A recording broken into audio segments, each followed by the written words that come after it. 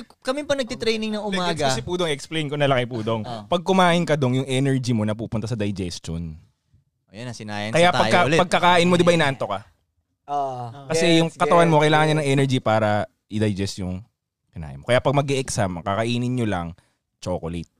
Para may sugar yung utak mo, yun yung pagkain ng utak. Yun, pwede rin. Kasi bago mag-training din, chocolate ako or candy ako eh. Ganun lang eh. Pero yung kain talaga. Kaya nga nagtaka ako kay Kiko nun eh. Kainin mo yan. Chicken. Yung lumaban siya? Yung lumaban siya? Panalo ang tropa. Wala tayong magagawa. Celebrate na kawagin. Malay mo, mas maraming kinain yung kalaban niya rin. Baka, alam ko pinadalan niya eh. Bigay mo dun. Super meal. Bigyan na yun to, super meal. Kunyari mabait pa eh, no? Kunyari mabait pa. Kain ka to. Yung pala strategy lang puta. Kasi di ba pag nagugutom ka na nangihina. Pero hindi tol kasi, alam mo tol pag may training ako kinabukasan, pag gising ko pa lang, pag mulat ng mata ko, nararamdaman ko ng gutom na ako. Pero hindi ka kumakain, no? Okay, hindi ako kakain. Tapos training na, hindi ka wala kain. gutom, di ba? Pag nag-training.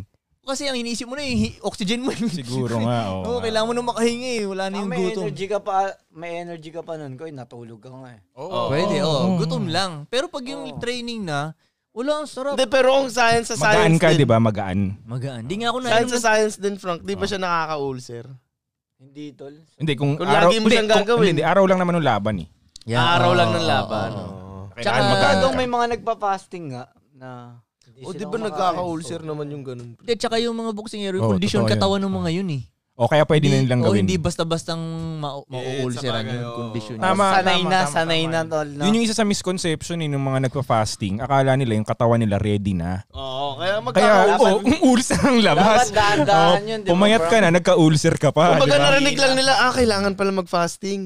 Mangyayari pa, babagal yung metabolismo nila kasi hindi sila kumakain eh. Lalo silang tataba ngayon. Tapos wala ka pang energy kasi wala kang kinain eh.